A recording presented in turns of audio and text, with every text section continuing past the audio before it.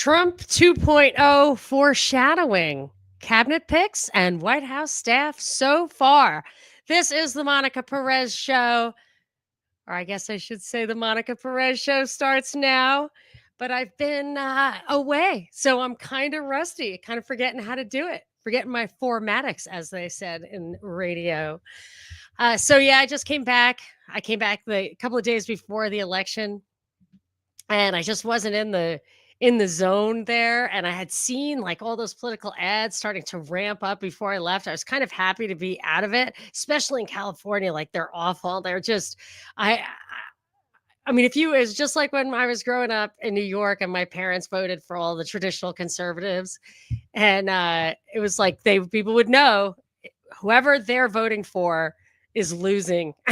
But here, actually, this time around, some of the things passed because people were so horrified by Gascon. He was one of those DAs, those Soros DAs. And so there were like anti-crime measures. And it seemed to me so many people were it passed by like 70% or something, and this is a basically liberal state. But of course, when it comes to your own safety, you're gonna like flip on a dime. And but my argument was, of course, like nobody's going along with this argument, but I'm saying, oh, that's probably why they put him in the first place, because they want all these draconian laws of like less due process and all this kind of stuff, like more sentencing, or I don't know what. I don't dig into the details, because what's really the point when the voting actually, that I guess the voting did count there for that one, but it just um I understand, and I did vote for the propositions. I do vote for propositions. I mean, it makes me actually feel a little more respect for the like direct democracy things. Switzerland has it, and since they are probably they then perhaps they actually did figure out the right way to do things. I don't know, it gives me tired head. I can't deal with it. So I came to town, and just in time to see all of our predictions of the exact same thing that happened last time to not be true. And I get caught with that I didn't this time. I mean, I guess I did a little bit, because I didn't expect the vote to be in, just because mail-in votes create timing issues. So I figured, well, they're moving towards mail-in voting. Here, I actually voted at a kiosk in the little city center, but you get a mail-in ballot in the mail. They have to cancel your mail-in ballot when you go to vote. And this time, unlike last time, they actually had my name on a screen. They used to have pieces of paper, and I was like, everybody has the same voter rolls. What's to stop me from going to another place and have them check my name off that piece of paper? So this time it was on a screen. I was not able to vote twice. Not that I did before or tried, but I thought I could have. And now so they had to cancel my mail-in ballot in order to give me a ballot for that thing. So I expected not to have an answer by the end of the day. Boy, did we ever. It was a routing. It was really so Trump won the popular vote, which is very unheard of, or extremely unlikely for a Republican to do. There are articles written about how it's a Democrat country. Republicans shouldn't even exist. They never win the popular vote. Well, he won it. I don't know all the stats, but he's got Congress, he's got the Senate, Supreme Court, White House. Like, this is a Republican sweep. And what are they going to do with that? And what I think is the reason, because obviously we're all, unless you're a new listener, which I may have new listeners, because I think it was Zachary, thank you very much, got me a huge shout out on No Agenda. That's big. Thank you. So there might be some new listeners anyway, but if people who know me know that it seems everything's orchestrated, in my opinion, really, truly. I'm not saying that they don't allow voting and that the votes don't count. I think they know what they're doing. That Vegas odds showed you Trump was going to win. So the polls, I think, were disingenuous, meaning they knew they were wrong, and they did it anyway, because, I mean, it could be just to keep people watching TV, but mostly I think it's to get Trump supporters to vote. They felt like they had to vote harder because they thought it was a neck and neck. Now, I had some great shows since then. I didn't do a newsreel last week, but I did a show with Jeremy Kuzmarov. I did a cognitive dissonance with Hervoye and Mike. I did a Union of the Unwanted yesterday. I had a great conversation with Billy Ray Valentine on Saturday. So I've covered a lot of this stuff, and those are people across the spectrum. And on election night, I actually popped in on Pasta and Matt, and there was a little back and forth there. So, I mean, really the political spectrum, if you want to go listen to those shows, most of them are on my feed, The Monica Perez Show. I have a Substack now. Thank you for your the support that I get there. If you don't like the commercials, go sign up there. Thank you very much. And so if you want to go listen to that stuff, that's fine. But what I'll try to revisit some of those things. I talked to Jeremy Kuzmarov, who's hails from the left. He doesn't believe in the Democrats any more than people on the right believe in the Republicans anymore. And he was saying Kamala got so many fewer votes than Biden that it shows that, my question to him was, did she lose or did Trump win the election? And he's like, well, she lost it because she didn't get as many votes. And we talked about the reasons why. Walz was a terrible candidate. She was a terrible candidate. They handed it to her. She was not actually nominated. She couldn't even start campaigning till July, like all the reasons why she lost it. But on the right, the argument is that just proves that Biden's votes were fake, that Biden probably got the same number of votes as Kamala because maybe it is Kamala. That's my mnemonic.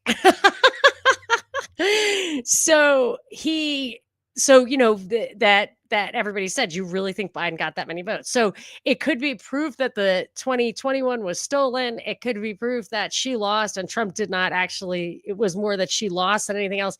It's probably a combination of both.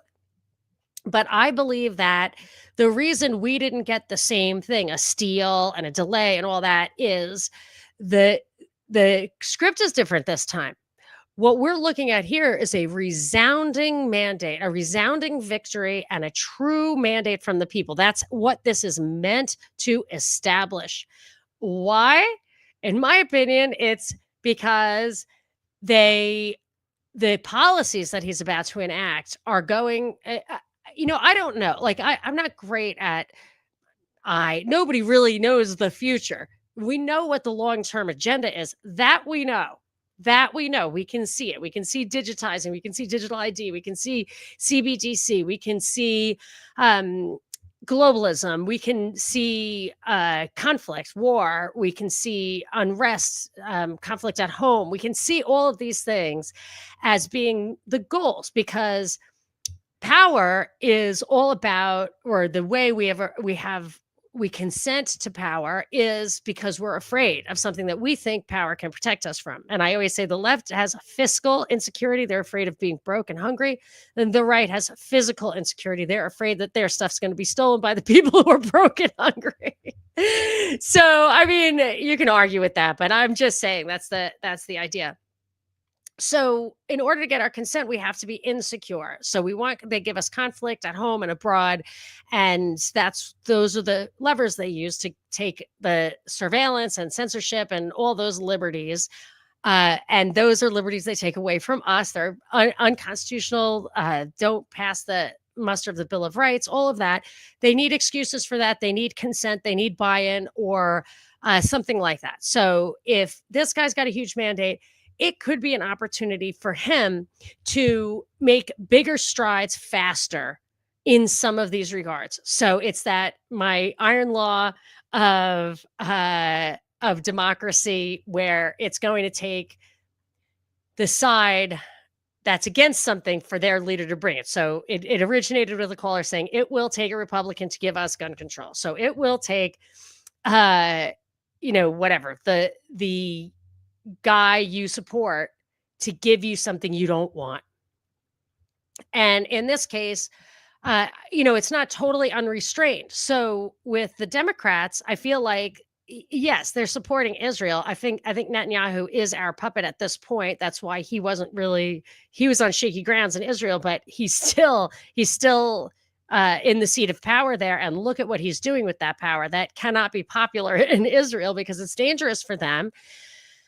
But the Democrats could restrain themselves or had to restrain themselves, I think, because it's the Democrat voters, philosophy, whatever. They have the pro-Palestinian protests and everything on their side, and they have to.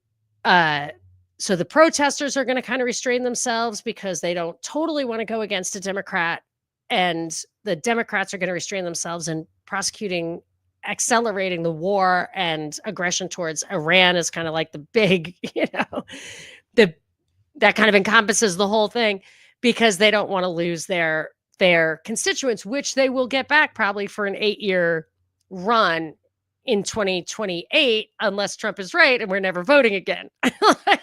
Then all bets are off. That's super scary too. So my fear, if I were going to say what is he going to use the mandate for, I would say he's going to get us actually physically involved in the war in the Middle East. He's got aggression with actual military action against Iran and everything in between, from Israel to Iran. That might spark pro-Palestinian. That I've always been wondering why pro-Palestinian protesters have been getting oxygen. I've been talking about that for like a year now. I'm like, why? And now I think it's because they will absolutely ignite, because they're unrestrained by any Democrats in any power position. And Trump is well known to not be restrained himself. So if the goal is conflict abroad and unrest at home, I think you're going to get that. And I worry that the secret police, the Secret Service, oh my gosh, that was a Freudian slip. The Secret Service, that their recommendation for revamping makes them interoperable with police. That in turn, and they also said like it should be centrally controlled. It should be centrally controlled by somebody on the outside. I think that person will be Eric Prince. He's a mercenary. I think he was Chris Kyle was the craft guy. Prince is like Akamai or Blackwater. So Trump has a relationship with that family. Betsy DeVos, who was in the last administration, is his sister. So I think there's a chance of that. And then you have an opportunity for that interoperability with the police to be exercised through those protests emerging. And I think that stuff might actually get its protocols in order through it's hard for me to believe they're actually going to go through with this, but they may at least put the protocols in order for the mass deportation that they're promising. So that, if you've seen all my shows for the past week, you probably heard that stuff, and you can dig into those shows for more and more and what the other people were saying about it. But just wanted to give you my kind of like what I'm not worried about it night and day, but if I were to guess as to why they wanted to give him a big mandate, that's what I would say. And now, as the cabinet positions are starting to cascade downward or be identified, we can see if my suspicions about the agenda are supported by those or refuted. And I would say pretty clearly they are supported. So let's start looking at them. The last one I heard, and one thing that's important is the number one thing a lot of people want from him is to end the Ukraine war. And I would say he will end the Ukraine war the same way that vaccines end diseases. That when it's already over, that's when they roll out the solution. So he'll get credit for it, but it's a lost cause. I think that writing was on the wall from the beginning. So let us continue. And we're going to have some back and forth. If I can have the discipline, I would like to stop for comments after each person I address in this list of people in Trump's world. So if you want to, I'm going to even check Rockfin and Rumble and Twitter. I haven't been trying to incorporate those comments in because it's so hard for my producer to like cut out all the pauses, but I'm going to, we're going to do it today and hopefully come up with a better system, maybe even calls. I would love that. That would be so fun. All right. So let's start. The I'm going to start with a tweet, and that's going to roll in. I got the tweet first. I put it in my show notes first, and then I heard the radio report that addressed this person. Burnin' Beard, who's probably here. I hope he's here. He says, does anyone else see these cabinet speculations as conspiracy candy test balloons to gauge social media response and collect info?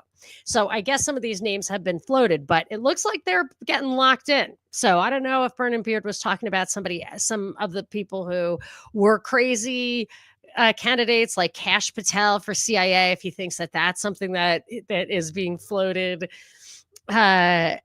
That's kind of crazy. But he went on to say, I thought this about the Pompeo and Haley rumors, because they're not going to be in the cabinet, supposedly. This is somebody else responding. Sorry, I missed that, whose tweet it was. But now seeing speculation after speculation, as well as the relentless Musk polling people about policy, it all does seem like a test. So I don't know, but that's like even further down the rabbit hole than I am right now. But I had never really followed Musk before. And when I went to look at his Twitter feed, I was like, oh, he just throws these ideas out for people to latch onto. It's almost like the way he communicates to his like secret army of controlled media, controlled alt media, control alt. So one thing was like legacy media is dead. That's something that he's just tweeting a lot. So if you want to start a podcast, you can just riff off his tweets. Anyway, and I just think, what I think about those guys. They run, like, he runs 5 of the biggest, most cutting edge companies in the world, tons of regulatory issues, whatever. And he spends his time tweeting and has all these like really strong and coherent political views, including details about policy. Ridiculous, not believable. So after I wrote that, I said, I heard on the radio that he was going to be is considered to be the AI czar or whatever, who's going to oversee regulation of AI. And here's another thing that we've talked about before.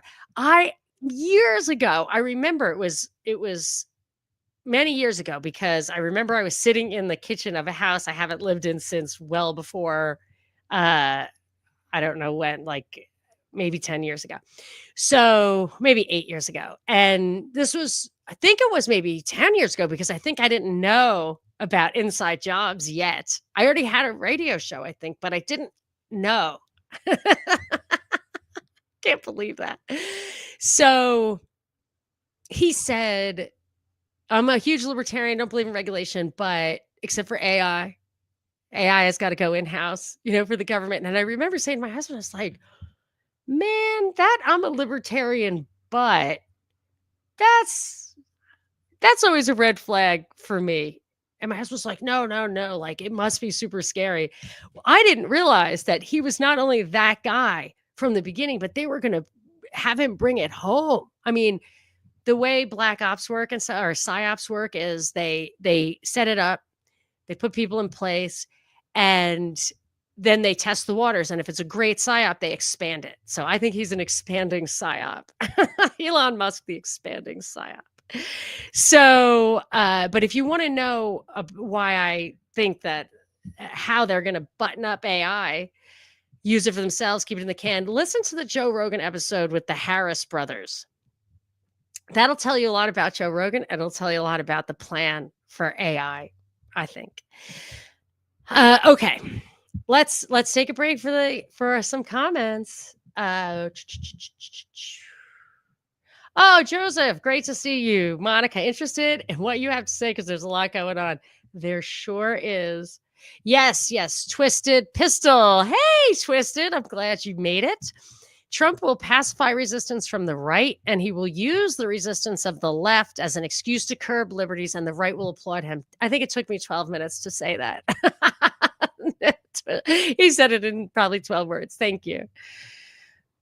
Dave Sparks, Iran is a blocking power for the hegemony they have intended for decades to impose on the Middle East. That is so true. Or I should say, I think that's a very educated guess. Hrvoje was saying that too. That cognitive dissonance show I do with him in Parallel Mike, man, it is quality H2O. I can tell you that.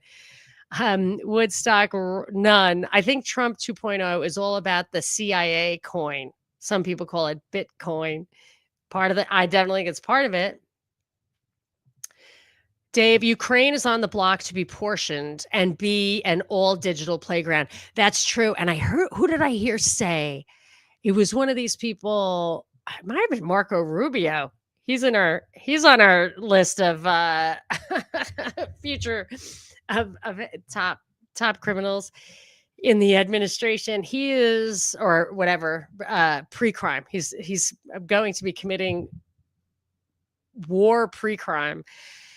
I think he said it'll take 100 years to rebuild Ukraine. And I had made this point on Cognitive Dissonance that I was in Seoul, Korea, and I've also been in Frankfurt, Germany. And I had the impression in both places, like this thing was leveled and rebuilt. You know, you can see like the first building on the first day, like nothing before in Frankfurt, like nothing before 1950 is there. Seoul, similar. Probably around the same time, 1960 maybe. And I think that Gaza, Ukraine, and I honestly think it's like the money guys. It's the broken window thing. You know, the broken window fallacy, like it's good for the economy to break the window. It's not so that somebody will fix it. It's not good for the economy to break the window. Or maybe it's good for the economy in one way. I don't in our economy, but in like the free world, like in a free system, it wouldn't, because it absorbs resources that could be used to build upon the existing infrastructure. What it is good for is companies that fix windows. It's bad for you, the person who pays for it. It's good for that. So if they fixed all the windows, if all the windows are in place, they need to break windows or they got to fold up shop. And I think that that's what these hugely concentrated. Halliburton, for example, is a great example. If you want to know the true meaning of Iraq, it probably lies in its operation name, Operation Iraqi Liberation, OIL. Not kidding. But also Halliburton, Cheney, Rumsfeld, the people and profits from those particular wars. So I think we're in for the same thing. Musk chips will set you free. You can hang out in the clouds. Jack Burton. I'm a huge libertarian, but I love corporate welfare. That's about right. Twisted Monica never speaks ill of Rogan to Tripoli. Sam will die on that hill. I thought about it yesterday in the Union of the Unwanted, and all I did say was, if you mind your P's and Q's, they can promote you. And if you're just smart enough to know what lines not to cross, or dumb enough not to know that there's anything past that line, they promote you. It's better. It's better to have a sincere person. But the real 1-2 punch would be, what about the moon landing, Sam? What about those? Are scales you cannot put back on your eyes. You know what I mean? Once the scales are off your eyes regarding the moon landing, I just do not think you can be like, and the thing just waited for them to climb back up into it and come back. Okay. Yeah, I like Sam. I think Sam is, he doesn't, the line that he won't cross is way further out there. And that's why he is where he is. And he's not going to get further than that. Yes, he has the most reach in alt media. And I think he's a good example of somebody who, I think he's sincere. I think, what can I say? There's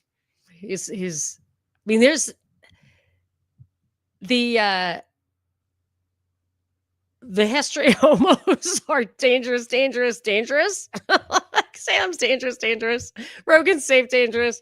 So, I mean, no one goes that far, in my opinion, and is sincere, but I think he's sincere. Dave, nothing breaks a window like military ordnance. Jack Burton, the moon landing happened because the footage looks so fake. Okay, so you're down the rabbit hole of like, we're actually building bases there now. I'm not. That's not where I'm at, bro. So, okay, let's keep going. Should we? Okay, so there's a couple of ones that he's taking from Congress and the Senate. So he did that with Jeff Sessions, who was a really critical senator, and he made him attorney general, where he messed with him all the time, got rid of him, and that Senate seat was lost through very dirty dealings to Democrats for the first time in like 100 years or something crazy. I don't remember, but it was the one with Doug Jones where he won because the LinkedIn guy, Reid Hoffman and Renee DiResta and the New Knowledge, whatever, they committed election fraud. They interfered with the election. And that's never been rectified. Anyway, so, but he's taking people, but it's different this time. And a lot of the stuff is different this time. Last time, the whole thing was he put these people in place, but then he didn't listen to them and blah, blah, blah. And it looked like he was stymied. I think it's different now. I think it is just a foot on the accelerator. I think, and I have thought for a while that there's like one big, I remember learning in economics that if you have two tools, you can achieve, I don't know if it was one goal or three goals, but you can't achieve five goals. You can only achieve as many goals as you have tools, basically. So you're in the White House, you can have one or two priorities and you have to give on the other stuff. Not even necessarily because you have to compromise, but just because the resources aren't always there. The focus isn't always there. It takes time to pass laws. They've already started like getting the immigration stuff in situ, but I think that Trump's raison d'etre in this position is to do what Dave said and what Hervoy said about the Middle East. Make it a neutered region, and the more flattened it is, the better. The more they just build it up from scratch, the better. In their mind, the more they put in puppets of color or whatever, the better. So that, I think, is his number one goal. So when he's putting these people in place, I think he's putting them in place to accomplish this goal and not to do a little political payback and then get rid of them. So two of the people he's putting in place. So unlike Sessions, he's not pulling them out to ruin Congress or ruin Senate, which is what I was thinking. The Congress and Senate will survive as Republican entities even after these people are pulled. So it's Stefanik and Waltz. They won by large margins, and I think that they'll be special elections will get them back in place in whatever it is, couple of months after inauguration day or when they get their assignments. And Rubio, he's going to get pulled from Senate, and DeSantis will be able to replace him, and that'll be in place until 2026. And 2026, that's the midterms. I think everything that they want to accomplish has to be done by then, because then they probably lose Congress. So I'm only predicting that because I think what they'll do is they're going to do some unpopular stuff, is my opinion. So Elise Stefanik, she's a rep from a congresswoman from New York. She's very high ranking. She was the youngest when she took office. I think AOC got that title from her. She is the chair of the House Republican Conference. So she's I think the only like leadership role female in Congress. You might remember her because she was the one who I might have played a clip or at least told you about it. She was riding hard those Ivy League, the heads of the Ivy League universities, who are obviously super liberal DEI people, whatever. And she was saying that they were not pro-Israel enough, and two of them had to step down. So, and one by force, like kicking and screaming, maybe both of them kicking and screaming. They initially were laughing at her, but not for long. So she was very anti-protester, pro-Israel. She is going to be the ambassador to the UN. So I think Moon of Alabama said, so she will be the second ambassador from Israel to the UN. So like another little joke was like Netanyahu didn't win his own elections, but he won ours. So my thinking then is, okay, say they're hammering down on Israel, and let's, before we stop for some more comments. Let's fold that in with the Marco Rubio pick for Secretary of State because he's a really intense Iran hawk.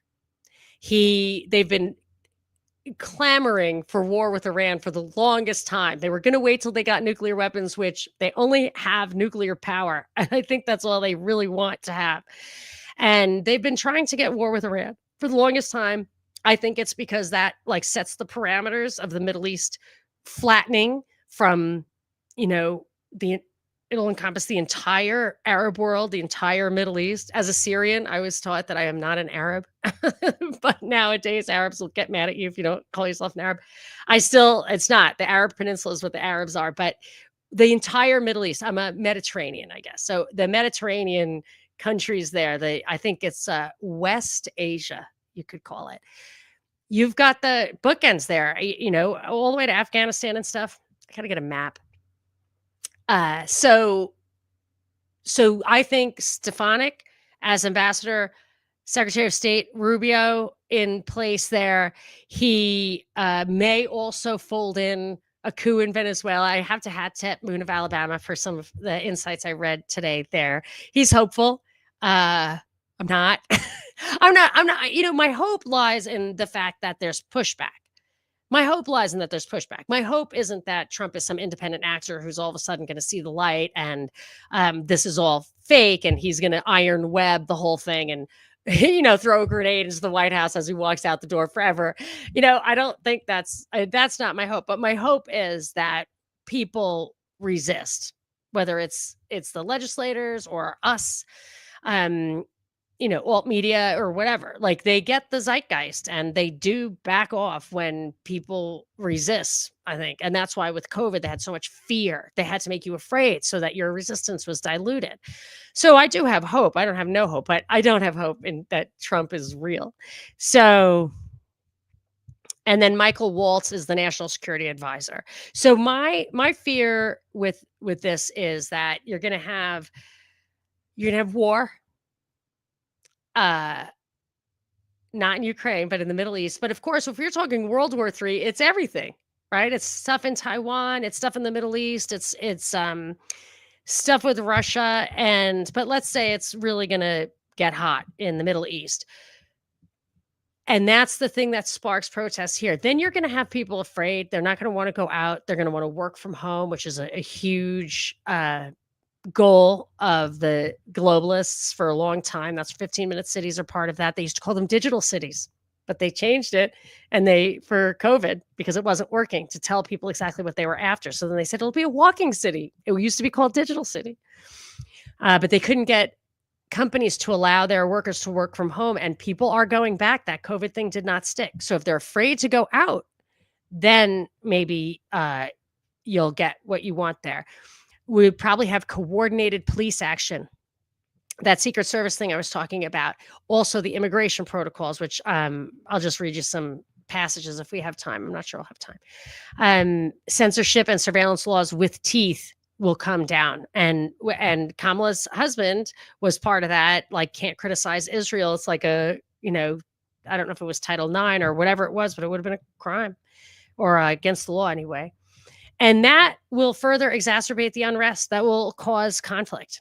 So people won't like it, whether it's the protesters or counter protesters, people won't like a lot of that stuff. And it's just would make it worse. I'm just looking at a prototype as the Vietnam War, as the original, the template they're using. And so was Michael Waltz the one who was the Green Beret as the national security advisor? All right, let's do some comments. A lot of comments. Holy cannoli. I can't keep up if there are too many comments.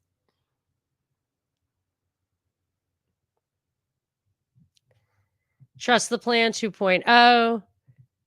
The Q in QAnon is questionable.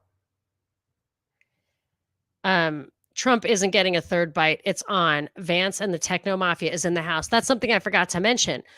Third time's a charm for the assassination stuff. I hope it was I believe it was fake. I hope that if there is another one, it would be fake, even if it looks like he died. I don't want trauma. I don't want a black mass trauma event.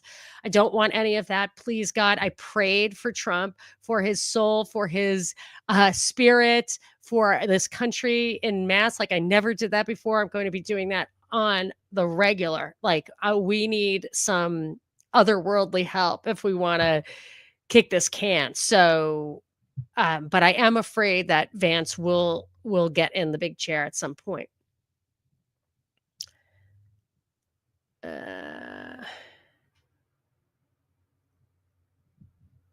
Jack thinks we'll never have an incumbent president again because the back and forth is too fun for them. JJ Boogie, good luck trying to flatten Iran. Persians have been around for thousands and thousands of years too. That's true, the Zoroastrian thing.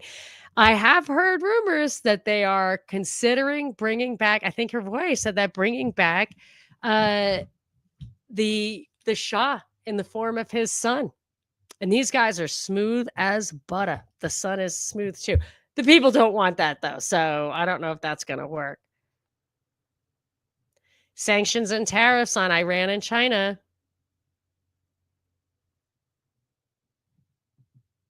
Rubio would defer to Trump. Yeah, he seems like a follower. Maybe he'll bring phone parties to the White House. That would be fun.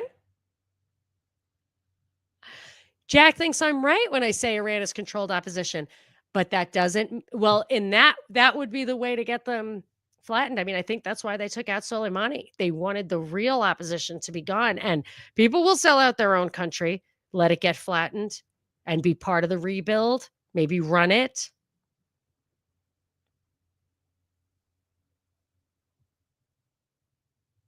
Tank the economy through protests. I'm thinking that they're going to let that recession come back, but I am still of the opinion that COVID was the recession. So you probably don't need a recession for a while, like as far as the way they do the Keynesian thing, but maybe they'll do it to give a Democrat 8 years of, 8 fat years. Yeah, freedom cities. That was another Trump thing. That's so true. I didn't, and now that it's 2:39, I'm not sure I'm going to be able to do the Twitter comments. I'm going to hit Rumble, and I looked at the Twitter comments before I came, and I read a couple of those. Now I'm going to do Rumble and Rockfin.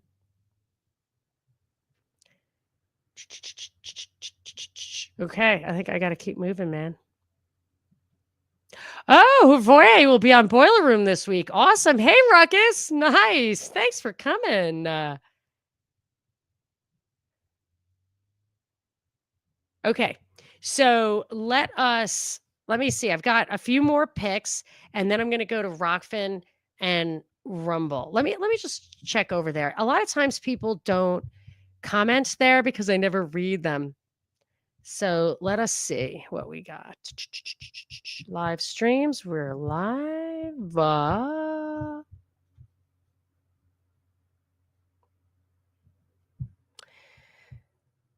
Musk has been offered access to huge resources and cash for the Starship Lunar Mars project. The vehicle itself is used like a test bed. Unmanned launch either blows up or pushes the project ahead.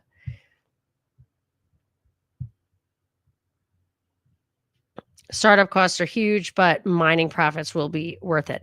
That's the thing. That's when you think it's got to be the government, because they need to be able to take the losses, and a private entity would never take the losses, because once you take the losses on some insane capital investment like going to the moon, you're out of business, and someone else just picks up the pieces, takes over your business for whatever the debt is on it, and they're the ones who profit. So it's something this risky and big and completely unnecessary. We are Earthlings. We can live here, and we're already to the point of technology we don't need anymore, in my opinion. Well, obviously we don't need anymore. Savak poured boiling water in people's offices. Even WikiLeaks admits at the Shah. Yes, I don't think there's any denying that he tortured people. And even when he was interviewed by Mike Wallace, he was like, we haven't been torturing people lately. And he said it with that smooth butter thing. Yeah. Really, really nuts. Okay, so let me head over to Rumble. I don't think I get really comments in real time at Rumble. I do not, but I'm happy to do it. We'll check back to X. I'm on X. All right. I am not seeing, thank you, Maverick. I'm not seeing any additional comments on X. So let me get back to my the other picks. Mike Huckabee, ambassador to Israel. I forgot to look into his thing. I'm sure he's, can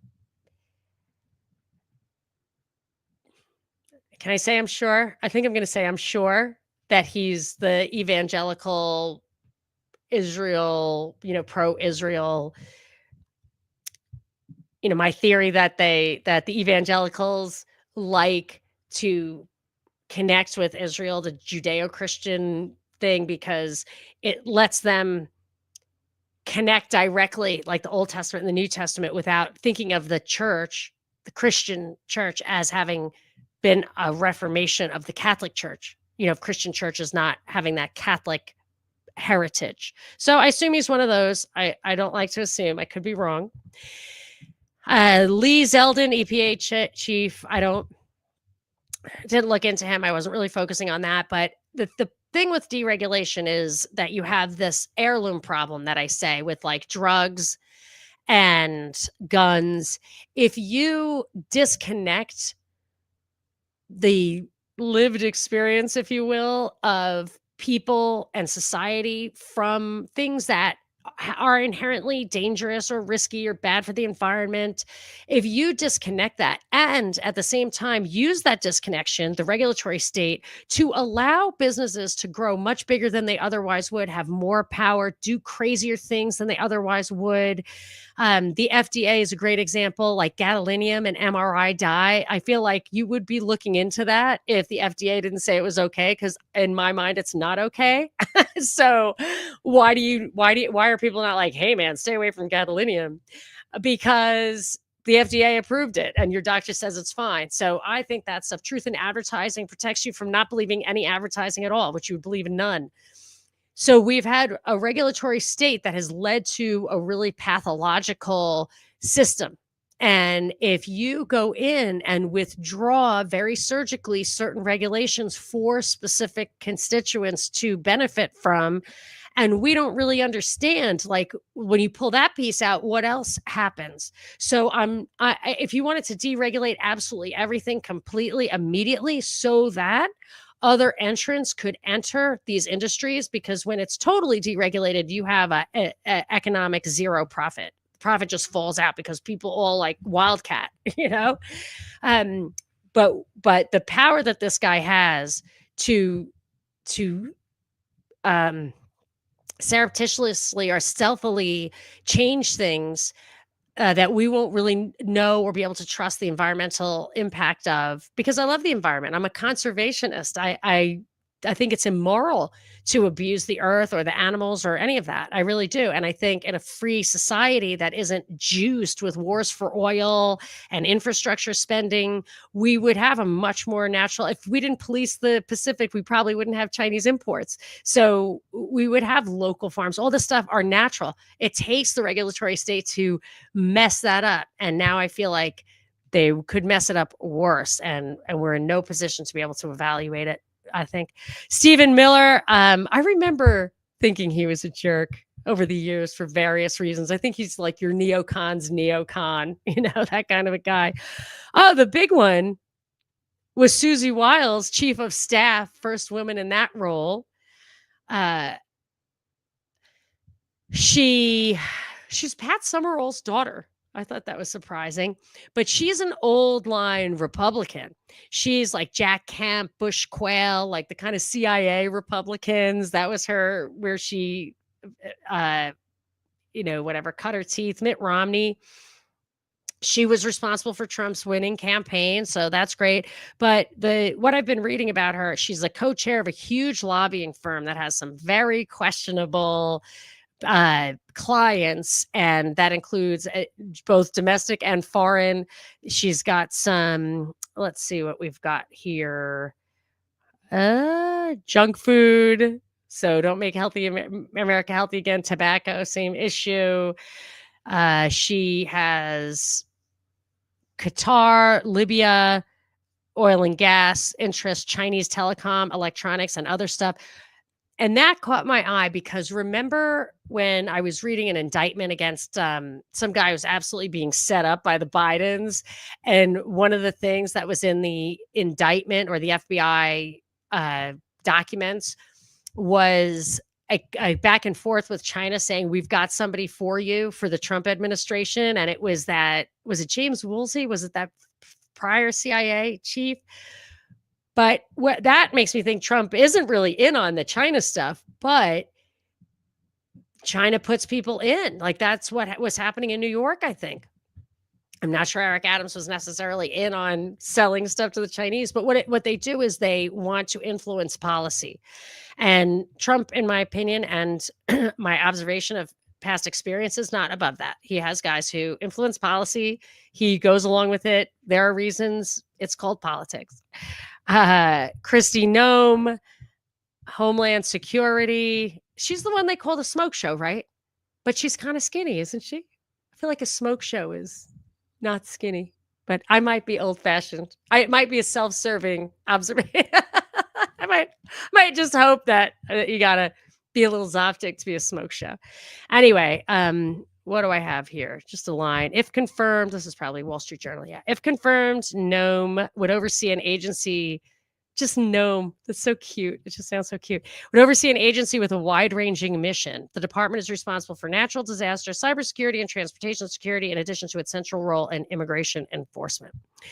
So Homeland Security, that was created after 9/11. What a scam. That was bad, bad, bad, bad. And it was unscrutinized because people were freaked out. Oh, she's the dog killer who was banging her coworker. Yes, she shot a misbehaving dog in the backyard. I don't know, man. I don't know what farmers, if she was really like a rancher, I don't know how they handle their animals. I put a needle in my dog's arm.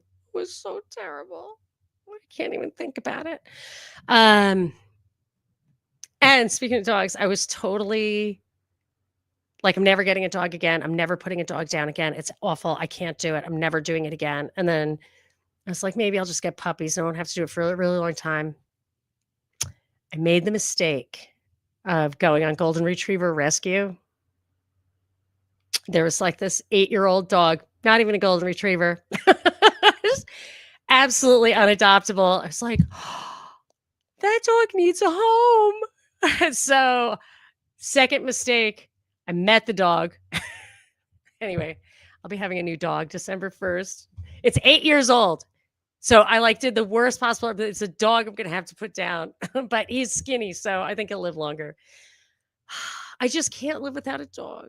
And I miss Sammy, but I can't. Anyway, I know Samson. And I didn't know if he would feel like I was being disloyal, but my other thought was because he was definitely taken before his time, that he made room for this dog who's been tainted by bit other, he had a couple of bites, dogs and a human, but I think it was their fault. I think this dog needs a home. He's unadoptable. So you'll get to meet him. Anyway, yeah, dogs are the best. I have to have it. Sorry. Did I just go off on a totally unnecessary tangent? Sorry for first time listeners, but old listeners know Samson was at every single show. He was at thousands of shows. Okay, so now the last person I'm going to talk about, and then I want to play a clip that's irrelevant to this, but it's relevant to my trip. I want to tell you a little bit about my trip. So Tom Homan is going to be the border czar, and this is what they're going to do. This is what's freaky to me. This is a little bit of a read. JJ Boogie Dog Tangent anytime. Thank you. And Delilah, who was so cute and fluffy and died earlier this year, I had months to get used to it because she was typical golden retriever dying of cancer. The Samson thing, I still can't think about. Like, if I think about it, I start to just like the feeling of loss is too much. It's weird. It's weird. It's weird. The unexpected death is really, you know. Okay. Tom Homan pulling off an extensive, this is just a Wall Street Journal article. I did not curate it. I should have. Extensive deportation operation. This is an old article where they were talking about putting the plans in place, I think before he even got elected. He wants to it says Trump said recently he's targeting as many as 20 million people. It will require coordination of every level of government, including the military. Posse Comitatus, man, watch your back. Advisors are eyeing military bases for expanded detention capacity and making plans to deputize red state governors to deploy National Guard troops to add to the ranks of immigration officers making arrests. I think Noem actually spearheaded that, sending National Guard to the border because she didn't want them in her state. This deputizing red state governors, it's about interoperability. This folds into that Secret Service thing. Expanding capacity. Remember, Trump's a real estate guy. And I think they never talk about this, but the Honduras, El Salvador, Nicaragua thing, I believe that got resolved because they agreed to let U.S. companies build detention centers there. I don't know whatever happened to it. It's impossible to Google. I could never follow up on that, although one of y'all might be able to. Former Trump administration officials are writing executive orders, policy memos, and other documents so that they can be ready on the first day to stem the flow of migrants, unwind Biden's immigration agenda, and lay the groundwork for the largest mass deportation in history. Those involved are discussing issues, including ways to expedite migrants' asylum hearings to make them more quickly eligible for deportation, rescind deportation protections for hundreds of thousands of migrants, and force countries to accept back more of their deported citizens. Outside advisors have started identifying countries in Latin America, including Panama, and new asylum deals in Africa, like the Rwandan one we talked about, which was a total expensive failure in the UK, at least to date. Okay, so I think this whole immigration thing was absolutely pushed to the max, just like the Gascon DA thing, so that you would have a massive reaction for sure. And first thing to remember is these people are human beings, and there is an inherent right to work and travel and to employ people at arm's length transactions. I'm really in my heart, a philosophical agorist. I don't believe in this system at all. Beyond, if we had a minarchist system, don't touch me or my stuff. My dad said, like, the laws have to be basically don't touch me or my stuff. And you have the police, the courts, and the military to enforce those laws. We have seen that we cannot trust our government to do that. However, we live in this situation, and they have weaponized immigration. And these poorest of the poor people whose countries we probably destroyed economically or physically and chased them over here for these reasons. It's disgusting. And they are here. And I'm not saying they should get to stay. It's, I haven't actually analyzed the situation. My gut tells me that we could absorb them. It's a worker thing. You could absorb them. First thing I would do is cut the corporate tax rate to 0. And that would get companies to come here to absorb some of this.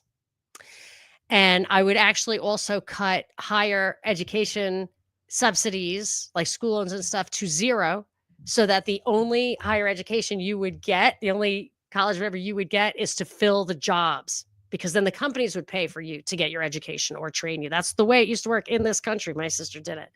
That might screw up a little bit, push a lot of people into the lower ranks where the immigrants are trying to get those jobs. I mean, you'd have to iron that stuff out. But I just feel like there's always a way. I've never met a problem where you couldn't pull back the problems that are wrong, and then it would, society is self-ordering.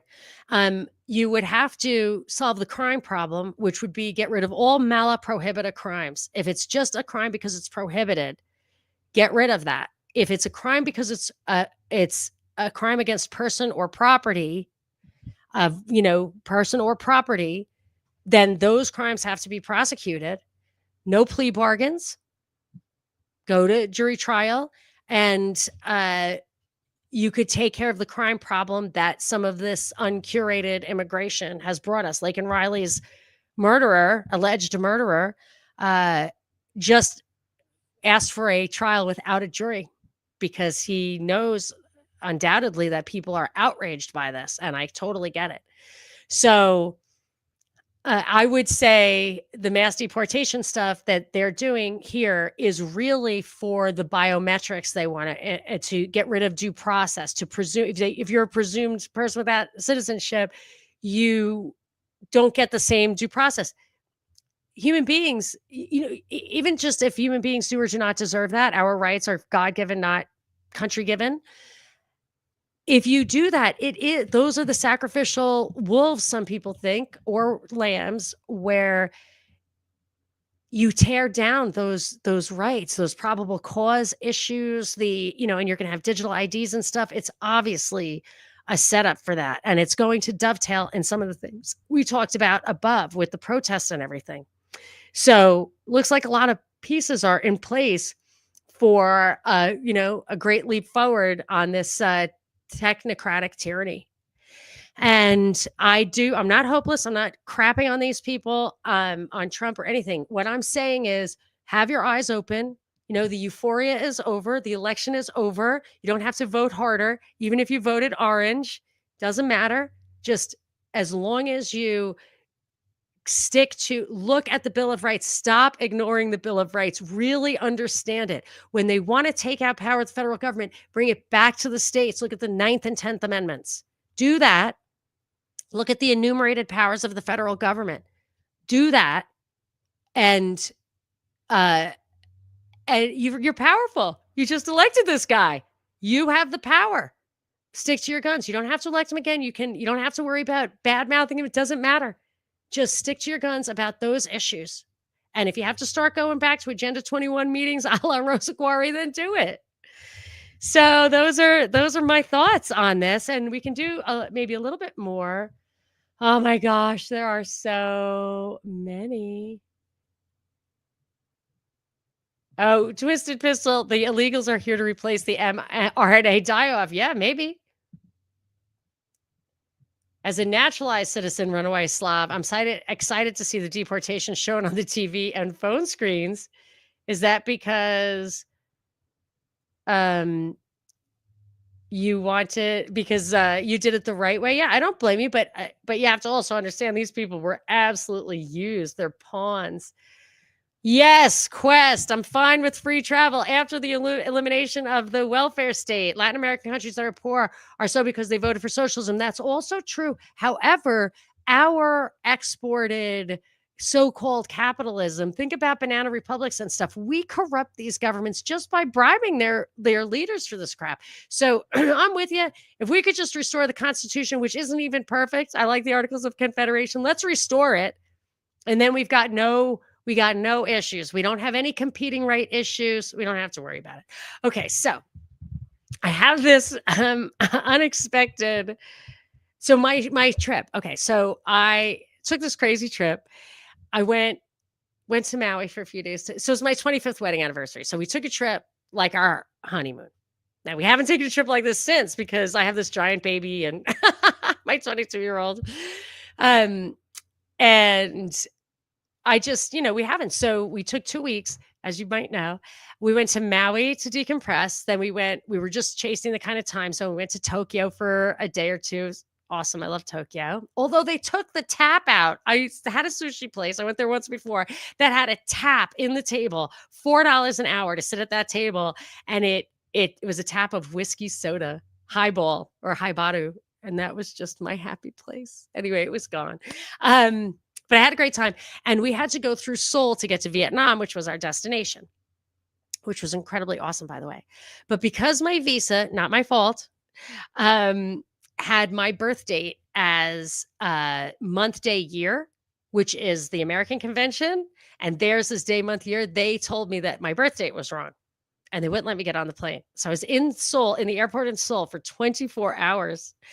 And the flight I was getting on was Vietnam Air. And I was like, maybe there's a reason God didn't want me on that flight. But in any case, I had to get on Vietnam Air eventually. And I was worried because US run commercial jets are basically, I mean, there's few exceptions, but they don't have fatalities.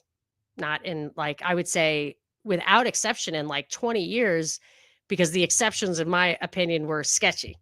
So, and I was remembering that Miracle on the Hudson. Did you ever hear the ATC, the air traffic control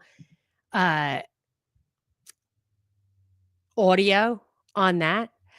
I'm going to play the audio from that. And then next time I'll play the audio from the air traffic controller in Congress. And then after that, if I can get away with it, I'll play Sully's recounting of the events. That one might be like somebody's proprietary stuff, but let me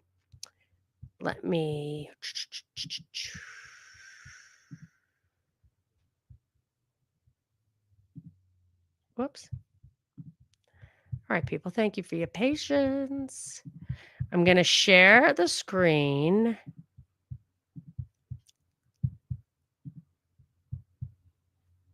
This is Cactus 1539. Hit birds through lost thrust on both engines, returning back towards LaGuardia. Sorry, I probably should have set this up. I'll start it over. This is the thing, the Miracle on the Hudson. And what I'm highlighting here is how cool these people are. And like, you want these people to have the highest standards. And I think we have that. So let me start it back. This is Cactus 1539. Hit birds through lost thrust on both engines, returning back towards LaGuardia. Okay, you need to return to LaGuardia. Turn left heading up 220. 220. Tower, stop your departures. Got emergency returning. It's 1529. He bird strike. He lost all engine. He lost the thrust in the engines. He's returning immediately. Cactus 1529. Which engines? He lost thrust in both engines. He said. Got it. Cactus 1529. We can get it for you. Do you want to try to land 1313? We're unable. We may end up in the Hudson. All right, Cactus 1549. It's going to be left traffic to runway 31. Unable. Okay, what do you need to land? Cactus 1549. Runway 4 is available if you want to make left traffic to runway 4. I'm not sure we can make any runway. What's over to our right? Anything in New Jersey, maybe Teterboro? Okay, yeah, off your right side is Teterboro Airport. Do you want to try to go to Teterboro? Yes. Teterboro, Empire. Actually, LaGuardia departure guy, emergency inbound. Hey, guys. Cactus 1529 over the George Washington Bridge. Wants to go to the airport right now. Wants to go to our airport. Check. Does he need assistance? Yes, it was a bird strike. Can I get him in for runway 1? Runway 1, that's good. Cactus 1529, turn right 280. You can land runway 1 at Teterboro. We can't do it. Okay, which runway would you like at Teterboro? We're going to be in the Hudson. I'm sorry, say again, Cactus? Cactus 1549, radar contact is lost. You also got Newark Airport up at 2 o'clock in about 7 miles. Eagle 5 4718, turn left thing 210. 210, 4718. I think he said he was going in the Hudson. Cactus 1529, you saw him? Cactus 1529, if you can, you got runway 29 available at Newark up at 2 o'clock in 7 miles. All right, departure, we're stopped on departure, runway 4, 360's runway. Okay. You know about the Cactus, Right. I guess it was a double bird strike, and he lost all thrust, so. Air Coaster 780 Echoes, winning 7. Was that powerful or what? So he has congressional testimony, and man, it just makes me admire so much that people have that kind of discipline, competence. That is the nobility of man right there. That the ATC guy I'm talking about, not the pilot. It's really, really cool. And I kind of want to play the congressional testimony, but I'll save it for next time. And it's just beautiful, and it gives me hope. And I just love I just love seeing human beings be the absolute best they can be, which is quite fantastic. So with that, get out there and be the best that you can be. Do something good for somebody. We're not always in the position to, keep our heads and show our best selves. But anyway, thanks so much for coming. Talk to you soon.